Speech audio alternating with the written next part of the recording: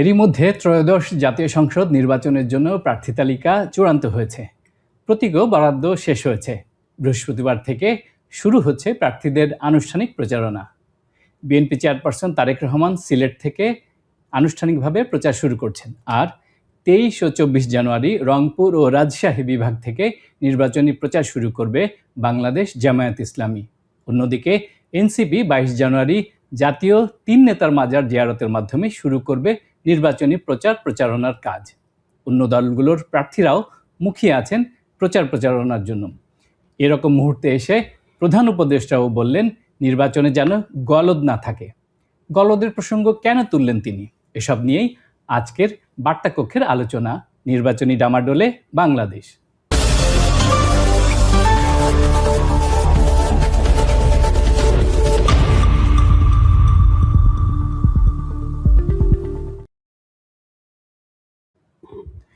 প্রিয় দর্শক, সমকালীন বিভিন্ন বিষয় নিয়ে প্রথম আলো নিয়মিত আয়োজন বার্তা কক্ষে সবাইকে স্বাগত জানাচ্ছি। সঙ্গে আছি আমি বায়েজিদ আহমেদ। আজ আমাদের আলোচনার বিষয় নির্বাচনী ডামাডোলে বাংলাদেশ। আর এই বিষয়ে আলোচনার জন্য আমাদের স্টুডিওতে আমন্ত্রিত হয়ে এসেছেন বিশিষ্ট শিক্ষক ও বিশ্লেষক ডাক্তার জাহিদুর রহমান। জাহিদ ভাই, আপনাকে স্বাগত জানাচ্ছি। ধন্যবাদ আমাকে ডাকার জন্য। আমরা নির্বাচনী ডামাডোলে বাংলাদেশ এই টপিকটা রেখেছি। একদম শুরুতেই যদি আপনার কাছে প্রসঙ্গটা তুলি যে কেন প্রধান উপদেষ্টা ডক্টর মোহাম্মদ ইউনূস এই কথাটা বললেন যে গলদ না থাকে। ধন্যবাদ। তার আগে আপনার অনুষ্ঠানের শিরোনাম নিয়ে একটু কথা বলি। মানে নির্বাচন নিয়ে ডামাডোল পজিটিভ অর্থে যদি হয়, আমি আশা করি যেটা পজিটিভ অর্থে আপনারা বলেছেন, it's a very good sign. মানে বাংলাদেশে নির্বাচন হবে কি হবে না এই ধরনের একটা শঙ্কা ছড়িয়ে দেওয়ার চেষ্টা ছিল, এবং এটা বেশ খানিকটা ট্র্যাকশনও পেয়েছে। আপনি নিজে যেমন, আপনি পত্রিকায় কাজ করেন, আমি টক শোতে কথা বলি, লিখি কলাম, সো মানুষ মনে করে যে আমরা সম্ভবত একটু বেশি হলেও জানি। সো এই প্রশ্ন আপনি যেমন ফেস করেছেন, আমিও ফেস করেছি যে নির্বাচন কি হবে। পরিকল্পিতভাবেও এটা অনেক সময় করা হয়েছে। তো সুতরাং ডামাডোল শুরু হয়ে গেছে। দেখবেন এখন আলোচনার বিষয় হয়ে গেছে কে ক্যাম্পেইনে যাচ্ছে, তারেক রহমান যাচ্ছেন কিনা, ওনারা কি বলছেন। এই যে ডক্টর ইউনূস, আপনি এটা এখন আর প্রশ্ন করছেন না যে ঝামেলা হবে, এখন হচ্ছে যে উনি কেন এটা বললেন, তার মানে কি সেকে তিনি ইন্ডিকেট করছেন। আমি তার এই বক্তব্যটাকে একটা অর্থে পজিটিভলি দেখি। সেটা হলো তিনি তার ভাষ্য মতে, তার এটা আমি অবশ্যই রিলাই করি না, এটা হবে না, উনি যেটা বলার চেষ্টা করেছেন বাংলাদেশের ইতিহাসের শ্রেষ্ঠতম নির্বাচন হতে যাচ্ছে। জি, তো আমার মনে হয় না সেটা হবে, কিন্তু আমি মনে করি একটা গ্রহণযোগ্য ভালো নির্বাচন হবে। কিন্তু তিনি যেহেতু কথা বলেছেন, তিনি তার জায়গা থেকে চেষ্টা করবেন প্রতিটা জায়গায় যতটা সম্ভব নিখুঁত করে তোলা। ইনফ্যাক্ট শ্রেষ্ঠতম দরকার নেই। ডক্টর ইউনূস যদি মোটামুটি গ্রহণযোগ্য একটা নির্বাচন করে যেতে না পারেন, তার এখন ভবিষ্যৎটা, তিনি যতদিন আর বেঁচে থাকবেন, একটা মারাত্মক রকম অসম্মান নিয়ে তিনি বেঁচে থাকতে হবে। কারণ এই 1.5 বছরে সরকার যা যা করার কথা ছিল, সরকার আসলে তেমন কিছু করতে পারেনি। মানে আমাদের এক্সপেকটেশন অনেক বাড়াবাড়ি ছিল, আমি সেটার কথা বলছি না। শেখ হাসিনা পতনের কারণে আমাদের এই দেশটার যে ক্ষতি হয়েছে সেটা মাথায় রেখেও বলছি, ন্যূনতম যতটুকু আমরা এক্সপেক্ট করি সেটাও তিনি ঠিকঠাক মতো পারেননি। এখন সর্বশেষ এটা আছে যে একটা গ্রহণযোগ্য নির্বাচনের মাধ্যমে যদি তিনি ক্ষমতাটা ঠিকঠাক মতো হস্তান্তর করে যেতে পারেন, তাও তিনি পাস মার্ক পাবেন। মানে এখন উনি পাস আর ফেল, মানে ভালো কিছু করার মধ্যে নেই। সেই জন্য আমি ধারণা করি যে তিনি যতটা সম্ভব সেই চেষ্টা তার জায়গা থেকে করছেন। সে কারণেই বলা, আমি বাংলাদেশে এটা তো ফ্যাক্ট যে এখনকার যে প্রেক্ষাপট আছে, নানা রকম সমস্যা হওয়ার প্রবণতা থাকবে। এমনিতেই আমাদের দেশে এই প্রবণতা থাকে। আমাদের মতো ধরুন ভারত এত বছর ধরে গণতান্ত্রিকভাবে নির্বাচন করে, ভারতের নির্বাচন কমিশনের প্রচুর প্রশংসা আমরা রেফারেন্স দেই, কোরেশির রেফারেন্স দেই, টিএন সেশনের রেফারেন্স দেই। তো ভারতেও তো এখনো নির্বাচনের সময় সহিংসতা বা সমস্যা হয়। তো উনি সেটাকে ইন্ডিকেট করছেন সম্ভবত। আমি একটু প্রেক্ষাপট বলি যে আজকে গণভোট এবং নির্বাচনকে সামনে রেখে আইন শৃঙ্খলা পরিস্থিতি নিয়ে একটি উচ্চ পর্যায়ের সভা ছিল। প্রধান উপদেষ্টা এখানে প্রিজাইড করেছেন। তিনি বলেছেন, আমরা আসলে নির্বাচন কমিশনকে সাহায্য করব, এটাই আমাদের কাজ। আবার যদি একটু বলেন। আমরা আসলে নির্বাচন কমিশনকে সাহায্য করব, এটাই আমাদের কাজ। একদম তাই। এটা ইনফ্যাক্ট বাংলাদেশে এই আলাপগুলো আরো ভালোভাবে আসা দরকার। নির্বাচন কমিশন করে। আমরা আসলে বাংলাদেশে যেটা হয়েছে, সরকার যেহেতু নির্বাচন ম্যানিপুলেট করতে চায়, তাই আমরা দলীয় সরকারের অধীনে নির্বাচন চাই, এবং আমরা সবাই একমত যে তত্ত্বাবধায়ক সরকার লাগবে। আসলে আমাদের কনস্টিটিউশন আর্টিকেল 120, 126 মানে অনিবার্যভাবেই ক্ষমতা দিয়েছে। 126-এ ক্লিয়ারলি বলা হচ্ছে নির্বাচন কমিশনকে তার কাজে সাহায্য করা আপনার নির্বাহী বিভাগের কর্তব্য হইছে। আরপিওতে যদি দেখেন সংসদ নির্বাচনের ক্ষেত্রে অকল্পনীয় রকম সক্ষমতা তাকে দেওয়া হয়েছে এবং সরকারের কাজ আসলে নির্বাচন কমিশনকে সাহায্য করে এবং নির্বাচন কমিশন একটা স্বাধীন এবং সাংবিধানিক কমিশন। মানে আমাদের সব কমিশন সাংবিধানিক না, কিন্তু নির্বাচন কমিশন সাংবিধানিক কমিশন। একটা নিয়োগ হয়ে যাওয়া নির্বাচন কমিশন সরকার চাইলেই সরিয়ে দিতে পারে না।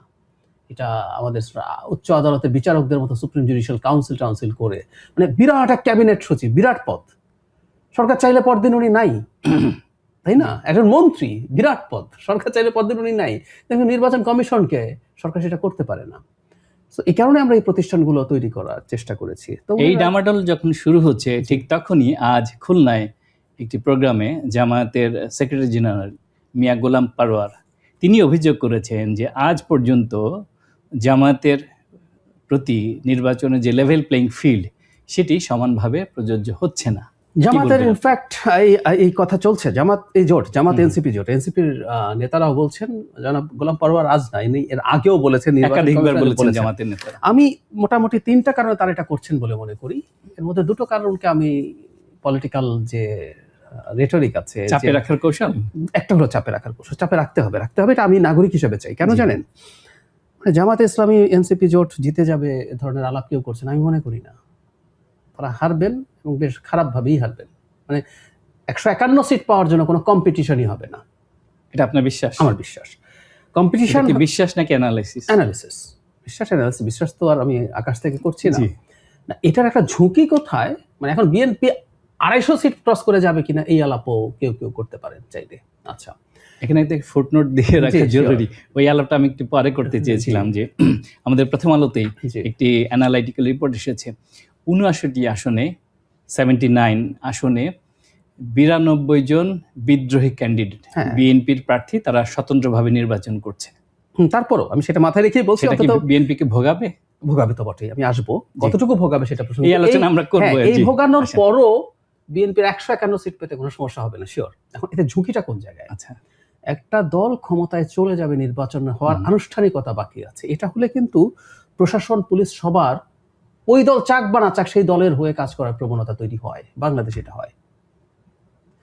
এই প্রবণতার বিরুদ্ধে এই দলগুলোকে চাপ রাখতে হবে, এটা আমি খুবই সঠিক কাজ বলে মনে করি। আমরা রাষ্ট্রের নাগরিক হিসেবে দেখতে চাইব যে কোনো প্রার্থী, যে কোনো দল, দ্বিতীয় হোক, তৃতীয় হোক, চতুর্থ হোক, এমনকি কোনো একজন ক্যান্ডিডেট যদি কোনো কম্পিটিশন করতে না পারেন, তার যা যা ফান্ডামেন্টাল রাইটস আছে এই নির্বাচনে তিনি যেন প্রতিপালন করতে পারেন। সেই চাপ ইজ ফাইন। নাম্বার 2, এটাকে আমি ছাড় দিই। ধরুন জামাত ইসলামী ক্ষমতায় চলে যেতে পারে বলে একটা হাইপ তারাই তৈরি করেছেন। আচ্ছা, এখন ধরুন নির্বাচনের পর এটা স্ট্র্যাটেজি করতে, আপনি ক্ষমতায় যাচ্ছেন না বলে সুইং ভোটাররা আপনাকে ভোট দেবে না। সুইং ভোটাররা সবসময় বিজয়ী দলের এমপিকে ভোট দিতে চায়, কারণ সে মনে করে তাতে তার এলাকার উন্নয়ন বেশি হবে। আর অনেক মানুষ ফ্লোর মধ্যেও থাকতে থাকে, আর ওই যে ওটা যে আমার এলাকা, বাংলাদেশের মানুষ তো এমপি বলতে বলছে এলাকার উন্নয়ন, ব্রিজ কালভার্ট বানানো, তো ওটা সরকারি দলের হলে সে ফান্ড বেশি আনতে পারবে। এটা তৈরি করে তো আপনি বিপদে পড়লেন। যদি দেখা যায় নির্বাচনের ফল খুব ডিজাস্টারাস হয়েছে, তখন তো আপনার মুখ রক্ষা করতে হবে রাজনীতির সাথে, তখন আপনি এগুলো বলবেন। এটাকে আমি সমস্যা হিসেবে দেখি না। আচ্ছা, ফাইনালি এটা তারা করবেন বলে মনে করি না, কিন্তু একটা গ্রাউন্ড তারা তৈরি রাখছেন। তারা নির্বাচন থেকে সরে আসেন যদি, এনসিপি সমন্বয়ক যিনি আছেন নির্বাচনের, আসিফ মোহাম্মদ সজীব ভুঁইয়া অলরেডি সেটা বলেই ফেলেছেন থাকবো কি থাকবো না। সো যদি এই সিদ্ধান্ত তারা নেবেন না আমি মনে করি, তো হঠাৎ করে একদিন বললে তো হবে না। সো এটার জন্য গ্রাউন্ড তৈরি করা লাগবে। তখন আমি এত তারিখে বলেছি লেভেল প্লেইং ফিল্ড নেই, এত তারিখে বলেছি এটা, নির্বাচন কমিশন এটা করে নেই, so I created the ground, এখন আমি বলছি সরে যান। সো এই 3টা কারণ আর কি ওটা লাগে। তবে 3 নাম্বারটা প্রধান কারণ বলে আমি মনে করি না, এই 2টাই প্রধান কারণ, এবং এগুলোকে আমি পলিটিক্সের হিসাবে ঠিকঠাকই মনে করি। দেশের বিভিন্ন জায়গায় কিন্তু জামাত এবং বিএনপির প্রার্থী এবং প্রার্থীর সমর্থকদের মধ্যে কিন্তু সংঘর্ষ বেড়েই চলেছে। এটা আসলে আরো বাড়বে, কারণ হলো আগামীকাল থেকে প্রচারণা শুরু হবে। এইটা বাড়বেই বলে দেওয়া খুব সোজা না, কিন্তু প্রবণতা থাকবে। মানে এবার সমস্যা যেটা প্রধান সেটা হচ্ছে আইন শৃঙ্খলা রক্ষাকারী বাহিনী খুব এফিসিয়েন্টলি দায়িত্ব পালন স্বাভাবিক অবস্থায় করছে না। যে আমরা প্রথম আলোতে বসে কথা বলছি, প্রথম আলো যেদিন আক্রান্ত হয়, পুড়িয়ে দেওয়া হয়, এটা পোড়ানোর আগে এখানে পুলিশের সাথে বাকবিতণ্ডা হচ্ছে, পুলিশ ঠেকাচ্ছে না, এই লাইভ স্ট্রিমিং চলছিল। তো এরকম পরিস্থিতিতেই ঢাকা শহরের বুকে বসে প্রথম আলো, টেলি স্টার, তারপর ছায়ানট, উদীচির মতো জায়গায়, উদীচি পরের দিন হয়েছে, আমরা আইন শৃঙ্খলা রক্ষাকারী বাহিনীর সাহায্য চেয়েও পাইনি। তো সেটা যদি হয় 300 কনস্টিটুয়েন্সি, প্রত্যন্ত এলাকা আছে, সংঘাত হওয়ার সম্ভাবনা বেশ। কিন্তু আমার কাছে আবার একটা জিনিস মনে হয়, এই নির্বাচনে দলগুলো মোটামুটি তাকে দায়িত্বশীলতার পরিচয় দেবে, বিশেষ করে বিএনপি। যে বিএনপির কথা যে আমরা বললাম, সাধারণত যেটা হয় যে বেশি শক্তিশালী সে তার বল প্রয়োগ করার প্রবণতা তার বেশি থাকে, কিন্তু বিএনপি প্রায় নিশ্চিত, টেকনিক্যালি বলছি আমি নিশ্চিতই মনে করি, একটা বিজয়ের দ্বার প্রান্তে দাঁড়িয়ে সে এটাকে বিতর্কিত হোক সে সেটা চাইবে না। সে কারণে আমি বিশ্বাস করি বিএনপি তার যে ক্যান্ডিডেটস আছে তাদের উপরে এই চাপটা জারি রাখবে। তারা ছাড় দিয়ে হলো, আপনি খেয়াল করবেন এই পর্যন্ত বিএনপির উপরে নানাভাবে প্রভোগ করার চেষ্টা করা হয়েছে, তারা কিন্তু যথেষ্ট শান্ত থেকেছে, প্রতিক্রিয়া দেখেনি। একটা উদাহরণ দিই, দেশের কয়েকটা জায়গায় একটা ছাত্র সংগঠন সাধারণ শিক্ষার্থী নামে যেন তারেক রহমানের বিরুদ্ধে অকল্পনীয় রকম কুৎসিত স্লোগান দিয়েছে। আজকেও দিয়েছি, ঠিক এই জায়গাটায় আমি আপনাকে আসবো।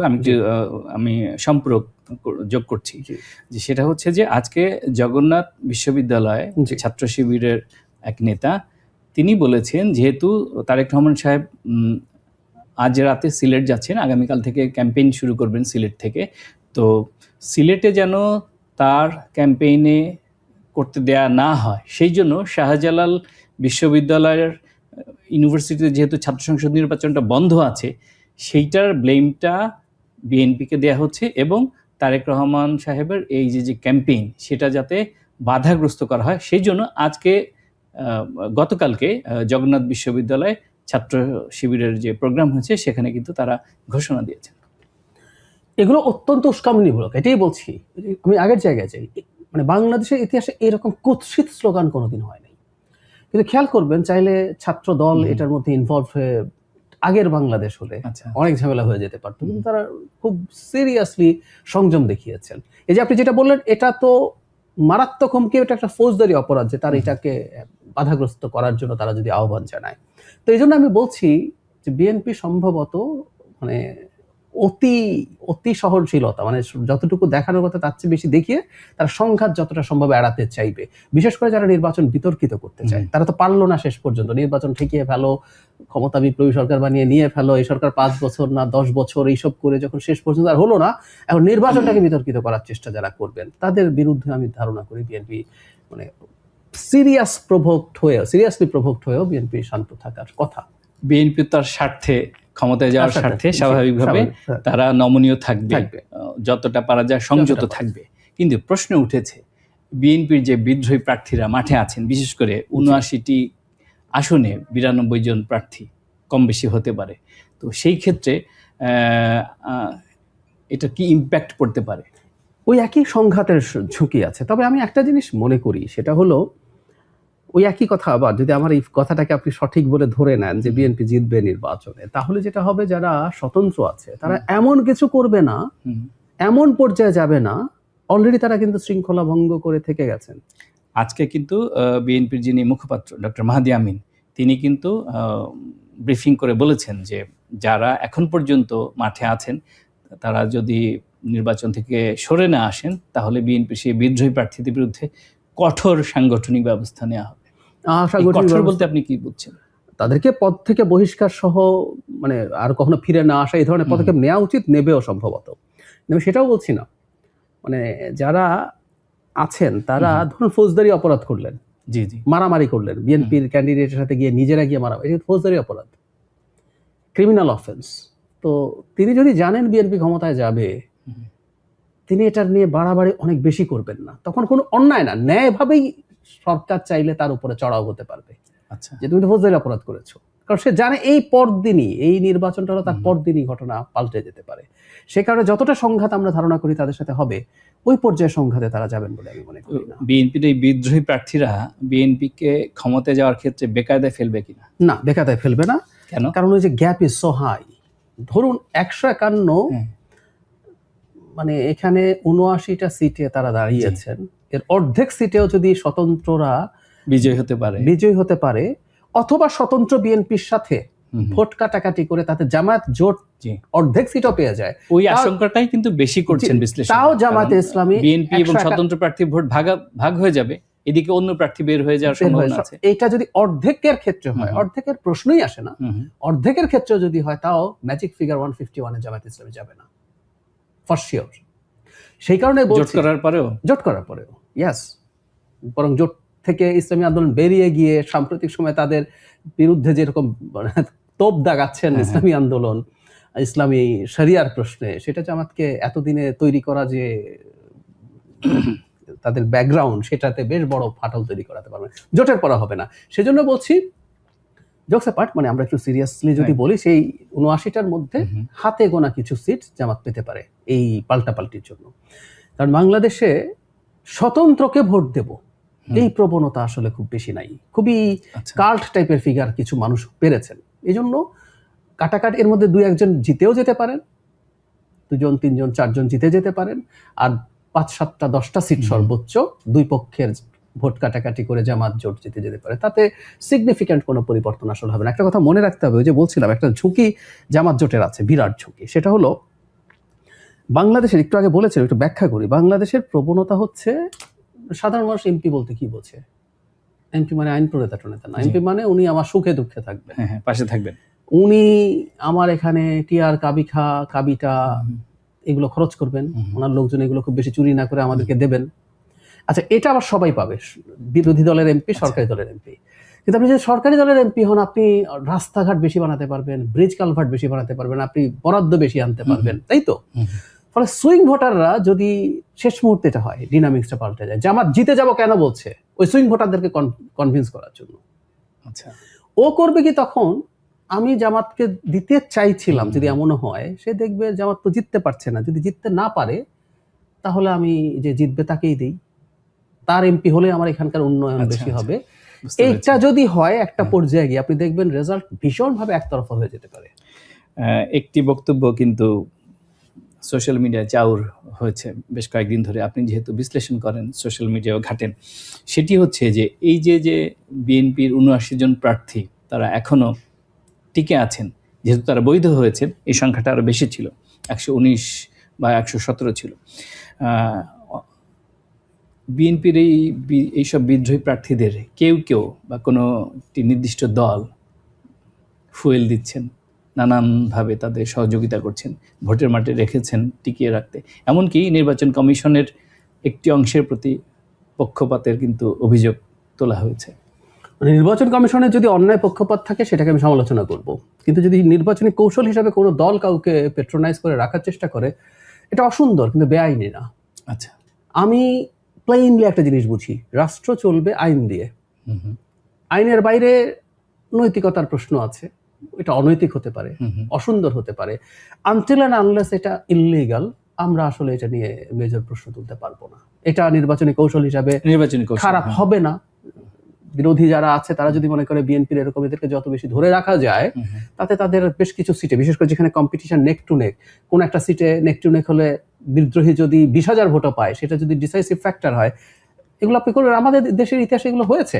এখন স্ট্র্যাটেজি কি জামাত ইসলামের? হয়, সম্ভাবনা আছে। সমস্যা একটা জায়গায়, সেটা হলো জামাত নিজ সম্পর্কে যে ধরনের ইমেজ তৈরি করার চেষ্টা করে, যে তারা অত্যন্ত এথিক্যাল, মানে ইললিগাল না, তার এথিক্যালিও অসাধারণ উন্নত একটা রাজনৈতিক দল, ব্যক্তি, সেটার সাথে হয়তো খানিকটা সাংঘর্ষিক হবে। তবে আমি নির্বাচনে এই ধরনের কৌশল চিরকাল হয়েছে। মানে লোকাল গভর্নমেন্ট ইলেকশনে ২ কম্পিটিটর, ওনার বাড়ি এই গ্রামে, ওই গ্রামের আমি একজনকে দাঁড় করিয়ে দিলাম যাতে ওই গ্রামের ভোট পুরো তার পক্ষে না যায়, এগুলো খুব কমন নির্বাচনী কৌশল। এগুলো থাকবেই, এগুলো নিয়ে আসলে খুব নেগেটিভলি বলার কিছু নেই। আপনি দেখেছেন যে আজকে সাবেক তথ্য প্রতিমন্ত্রী অধ্যাপক আবু সাইদ, তিনি বেশ কয়েকবারের নির্বাচনে দাঁড়িয়েছেন। তিনি 73-তে এমপি হয়েছিলেন, পরে 96-এও এমপি হয়েছিলেন আওয়ামী লীগ থেকে, আওয়ামী লীগ সরকারের তথ্য প্রতিমন্ত্রী ছিলেন। উনি এর মধ্যে গণফোরামে জয়েন করেছিলেন, নির্বাহী সভাপতি হয়েছিলেন। তো আজ তিনি বিএনপিতে জয়েন করেছেন, মির্জা ফখরুল ইসলাম আলমগীর সাহেবের সঙ্গে দেখা করে তিনি যোগ দিলেন।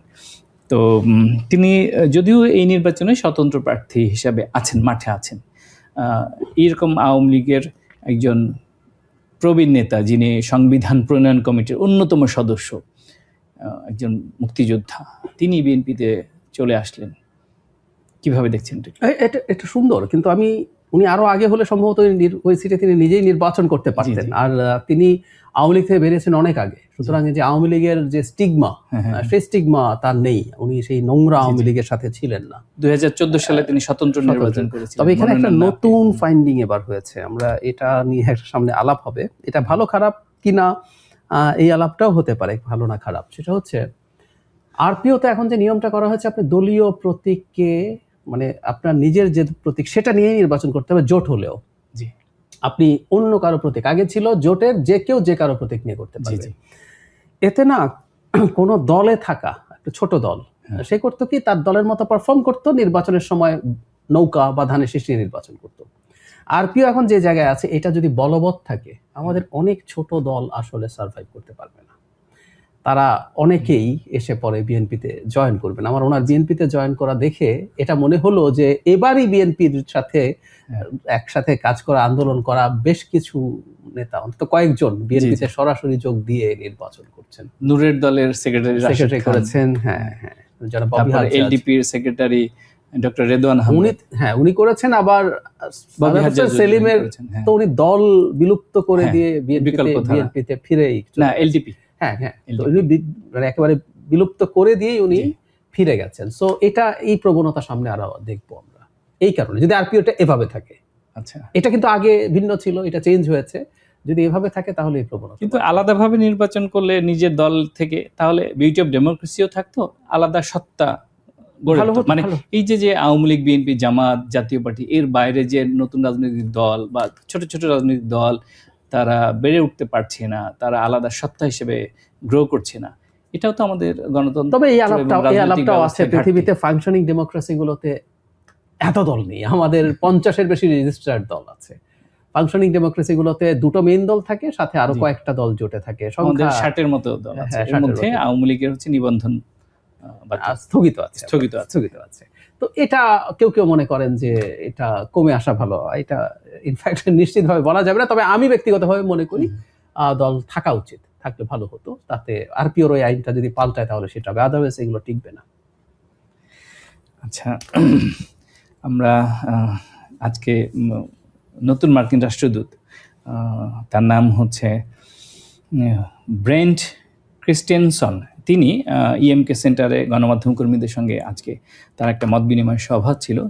সেখানে তিনি বলেছেন যে বাংলাদেশে নির্বাচনে যেই জয়ী হোক না কেন, তার সঙ্গে কাজ করবে যুক্তরাষ্ট্র। এটা একটা সিগন্যাল, কারণ হচ্ছে বাংলাদেশে এই মুহূর্তে নির্বাচনের যে দুটো জোট, একটা হলো বিএনপি এবং তার সহযোগীরা, একটা হলো জামায়াত এবং তার সাথে।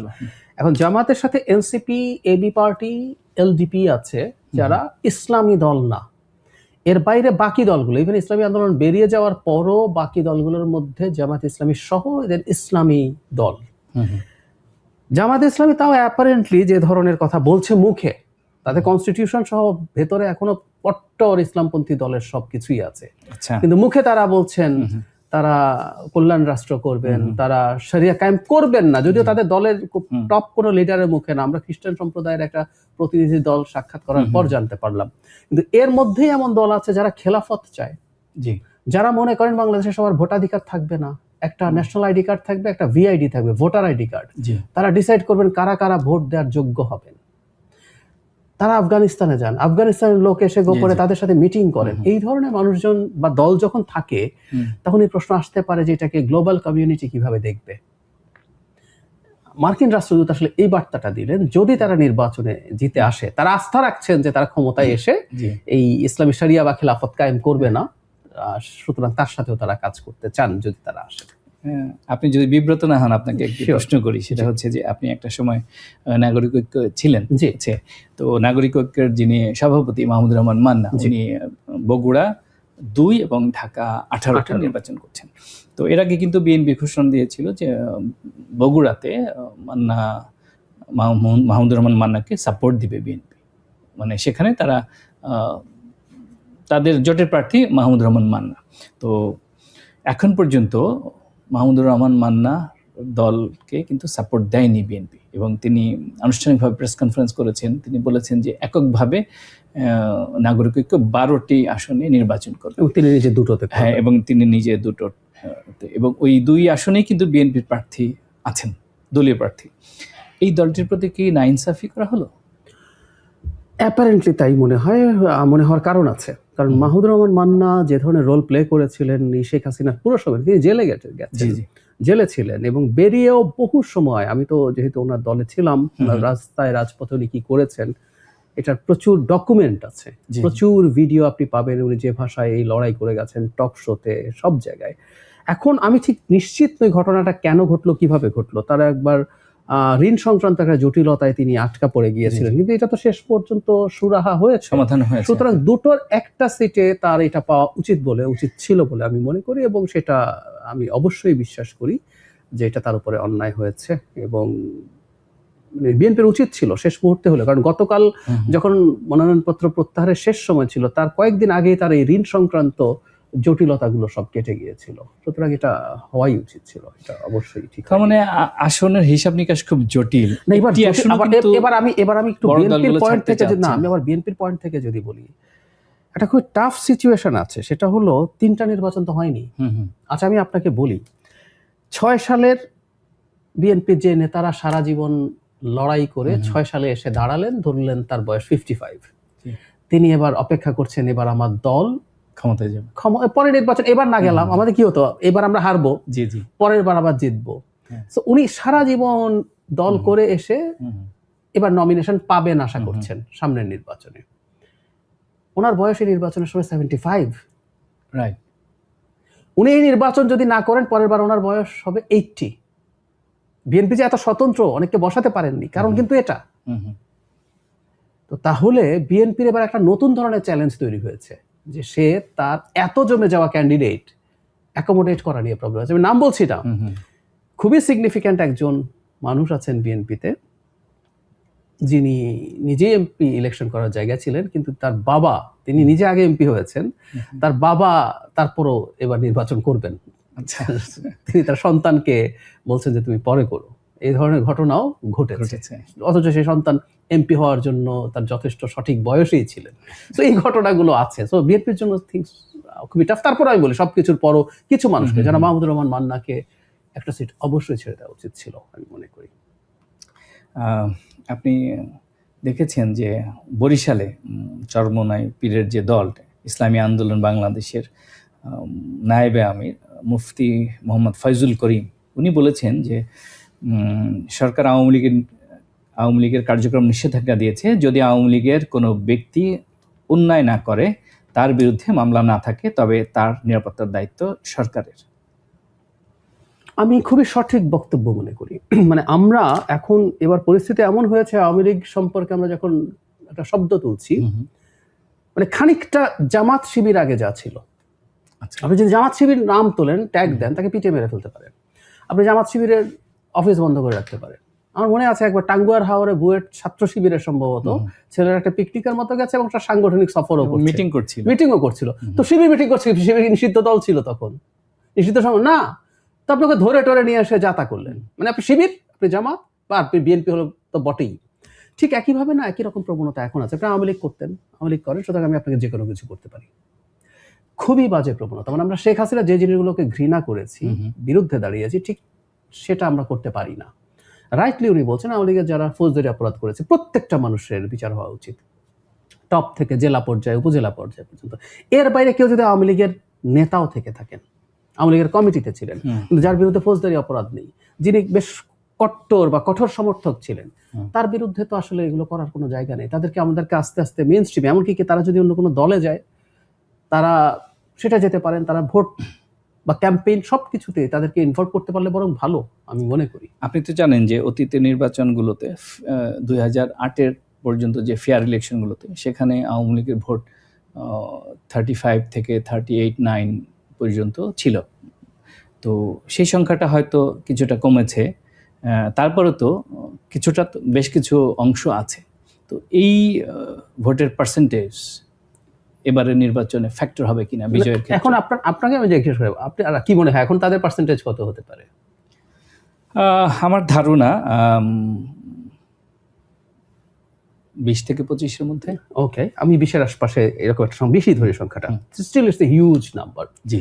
আর বাংলাদেশে যেটা হয়, বা ফার্স্ট পাস দ্য পোস্টে যেটা হয়, একটা কনস্টিটিউয়েন্সিতে সাম থাউজেন্ড ভোটে, বাংলাদেশে কয়েকশো ভোটেও জয় পরাজয় নির্ধারিত হওয়ার রেকর্ড আছে, 5,000 10,000 ভোটে তো প্রচুর আছে। রাইট। তো আওয়ামী লীগের এই ভোটগুলো কোনো ক্ষেত্রে ডিসাইডিং ফ্যাক্টর হবে কিনা এই প্রশ্ন আসবে। এখন সমস্যাটা অন্য জায়গায়। আগে ছিল বিএনপি আওয়ামী লীগের মধ্যে হাড্ডাহাড্ডি লড়াই, সেখানে কিন্তু জামাত এসে তার জায়গা করেছিল যে আমার কিন্তু 20,000 ভোট আছে 2001 সালে যেটা হয়েছে, এটা যদি যেদিকে যায় সেই দিক জিতে যাবে। এবার খুব বড় ফ্যাক্টর হবে না, কারণ হলো বিএনপি আর জামাতের গ্যাপ ইজ হিউজ। ধরুন একটা উদাহরণ দিই, জামাত কিন্তু হ্যাঁ সিট ভালো পাবে না, কিন্তু তার পপুলার ভোট অনেক বাড়বে। আমাদের গ্রোসলি 4.5 লাখ হচ্ছে কনস্টিটিউয়েন্সির ভোটার। আমরা যদি 70% কাস্টিং ধরি, মোটামুটি যদি ধরি, তাহলে আপনি যদি হিসাব করেন 70% কাস্টিং যদি ধরেন, তাহলে 3 লাখের একটু বেশি ভোট হয়েছে। তো এটা জেতার জন্য মোটামুটি 1.5 লাখ ভোট পেতে হয়। এখন জামাত কোনো একটা সিটে 25-30 হাজার ছিল, সে যদি এবার 50,000ও পায় সে জিতবে না। আওয়ামী লীগের আরো 20,000 যোগ হলো, তাও জিতবে না। মানে এটা এই 20% ভোট খুব ডিসাইডিং ফ্যাক্টর হতে পারতো যদি জামাত এবং বিএনপির খুবই নেক টু নেক অবস্থা থাকতো।